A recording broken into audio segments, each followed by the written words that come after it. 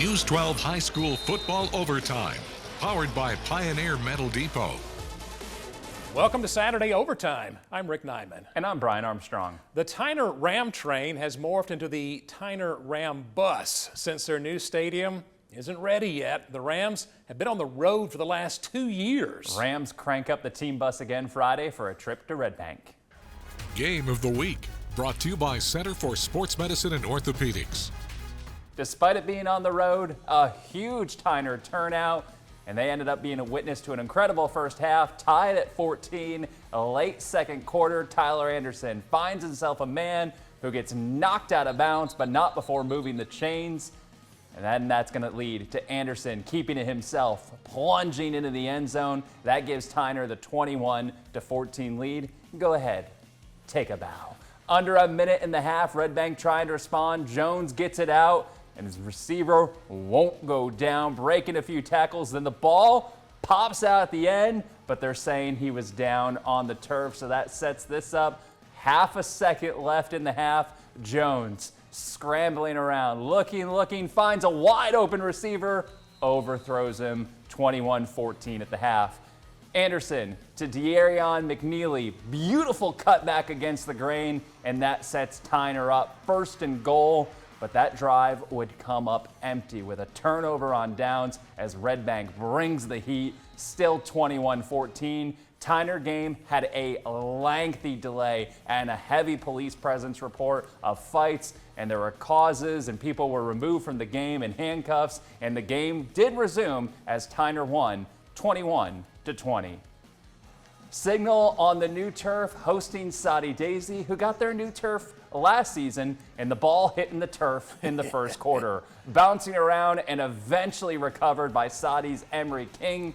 Cue the fumble song as they can celebrate that turnover, and then quick hit by Soddy Sean Collison.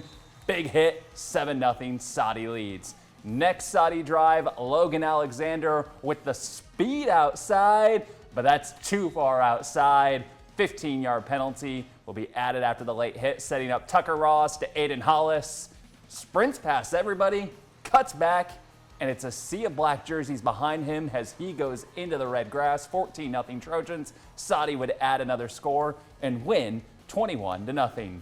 To the Saturday Overtime scoreboard, and no game out at Brentwood Academy due to weather, and Boyd Buchanan tops Lakewood Christian 42-10. And then you have East Ham all over Central, and CCS falling to Knox Grace.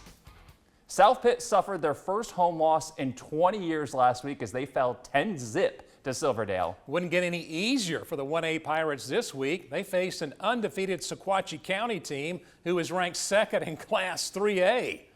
The Indians, well, they nearly beat the Pirates last year before losing by 1 point. Sequatchie County would strike first in this one. Hunter Minton, the quarterback, he goes wide. Yeah, he's going to find him some pay dirt. The Indians, though, they could not convert on the PAT, so they had to settle for a 6-0 lead. South Pittsburgh, they had an answer. Quarterback Caden Jones just launches one. Jump ball time, Brandon Goldsmith hauls it in. PAT gives South Pitt the 7-6 lead. The Pirates kept that momentum. Next drive, Jones to Dayton Cooper. He's going to turn on the Jets. Look at him go. Cooper sprints in for the touchdown to make it 14-6. South Pitt kept on scoring. They went on to win it by a final score of 40-6. McCauley at home against Father Ryan. Big Blue, they're going to bring some big heat. Quarterback Caden Dixon, he's about to go down. Ryan Muxlow gets the sack. Then from close range, Chris Lloyd, he plows in for the McCauley touchdown. They get the early 7-0 lead. Quarterback Elliot Drapeau, he's back to pass. He's going to heave it deep. Luia Valade makes the reception. He's got a touchdown, 14-0 McCauley. It wasn't always rainbows and lollipops for McCauley in this one. Drapeau, he can't find an alley right there. But talk about an easy, I mean easy pitch and catch. Drapeau to Valade. Wow, that was easy. 21-0 McCauley. They romp by a final score of 52-0. Back to the Saturday overtime scoreboard. Bradley Central, they romp as well, winning 49-0. Marion County over Whitwell, 34-17. Cleveland falls on the road, and Franklin County edges out Howard, 23-19. Coming up next on Saturday overtime. Walker Valley has a key region matchup against McMinn County, and North Murray travels to LFO. And Gordon Lee, they visit Heritage.